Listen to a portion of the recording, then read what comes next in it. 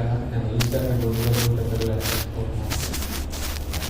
ఆ white rice అంత danger. అందుకని కొత్త ఆవకాయ పడుతున్నప్పుడు వైట్ రైస్ వండించాను, 3 బియ్యంలో బాగుంది. పండగప్పుడు వండుకోండి, పెళ్ళప్పుడు వండుకోండి, శుభకార్యప్పుడు వండుకోండి, ఒక రోజు 2 తప్పదు. కానీ ఆరోగ్యానికి రోజు దానికి తినండి. ఆరోగ్యం ఉండాలి, కట్టగలుగుతాం. పోషకాలు లేని, లాభాలు లేని హాని కలిగించాలి. అందుకని అట్లాంటి దాని జోలికి వెళ్ళకండి. వీళ్ళంతా 60% అన్నం పెట్టుకోవాలి, 40% కర్రీస్ పెట్టుకోవాలి. రేట్ అలా ఉండాలన్నమాట. అన్నం తినమన్నారు మొత్తం అంత అన్నం పెట్టుకోవాలి, ఎంత కూర పెట్టుకోవాలి.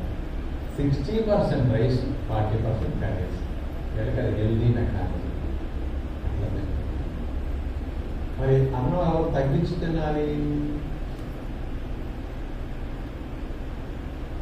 వీళ్ళకి అన్ని తక్కువ అంటే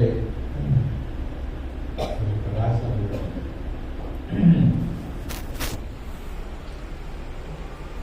ఎవరైతే ఐడియల్ వెయిట్ నుండి నేను తరగొద్దు అనుకుంటారో కొంచెం అన్నం తక్కువ, కొంచెం ఒక ముద్ద పెట్టుకోండి, బరువు పెరగకుండా ఉంటారు.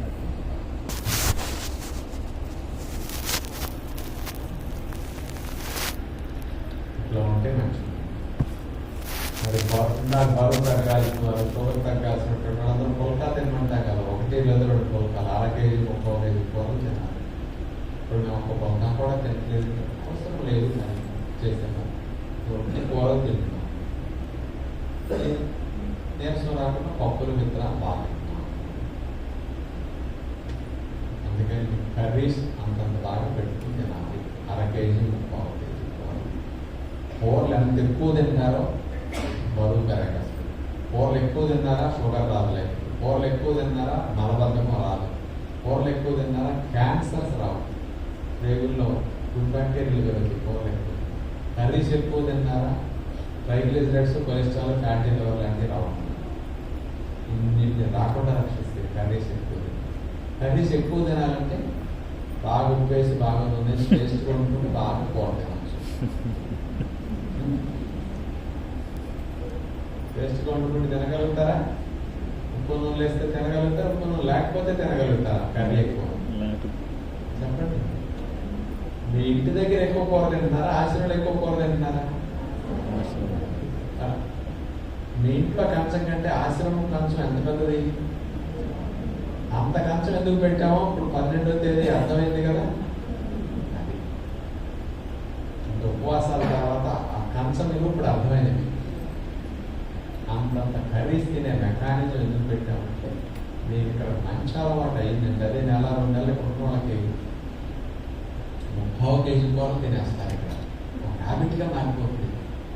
21 రోజులు ఏదైనా కంటిన్యూ చేస్తే అది ఎప్పటికట్లా అలవాటు అయిపోతుంది.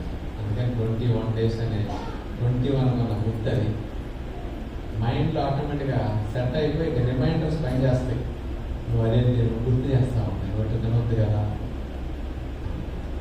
21 days ఉంటాయి. గోడ మీద రుద్దుకున్నాను అనుకోండి, ఎవడో తెల్ల చుట్టూ చదువుకుంటే 4 వస్తాను రుద్దుకోమన్నారు. 21 రోజులు రుద్దుకుంటే ఏ పనున్నా రుద్దుకుంటామంటే కుర్చీలో కూర్చుంటారు, ఖాళీగా ఉన్నప్పుడు కాళ్ళు రుద్దుతుంటాం. 21 రోజులు ఊపారనుకోండి, మీరు సినిమా చూస్తున్నా మీటింగ్లో ఉన్నా ఖాళీగా ఊగుతాను ఉంటాయి. ఆ మైండ్లో ప్రోగ్రామింగ్ ఫిక్స్ అయిపోయి దానిపైన అది రిమైండ్ చేసి చేస్తాము. అందుకని 21 days తెల్లవారుజాము లేస్తే లేవడం అలవాటు, అలారం పెట్టుకొని వెళ్ళిపోవచ్చు. అందుకని మేము 15 రోజుల టైం సాగుతాం. అది 1 నెల ఉంటే ఇంకొంచెం ఎక్కువ మాకు వస్తుంది. 2 నెలల్లో మనకి వ్యసనంలాగా ఉంది. ఇప్పుడు చెప్పండి, 15 రోజులు సరిపోతే నెల ఉంటే బాగుంటుంది. మామూలు కుదరకెళ్తున్నాను మీకు కాదంటే, కానీ మీకు యథార్థం ఏంటి? 80% జనాలు ఉంటేనే ఇక్కడ ఎక్కువ చేంజ్ వస్తుంది, బాగుంటుంది. దానివల్ల వచ్చిన మార్పు కర్రీస్ మరి నో ఆయిల్ నో సాల్ట్. అనేక జబ్బులు, సోరియాసిస్ కానీ, ఆటోఇమ్యూన్ డిజార్డర్స్ కానీ, మోకాళ్ళకు గుండె జబ్బులు, డయాబెటీస్, ఇట్లా లివర్ కిడ్నీ జబ్బులు ఉన్న వాళ్ళంతా జబ్బులు పోవాలన్నా మందులు పోవాలన్నా స్ట్రిక్ట్గా ఆయిల్ సాల్ట్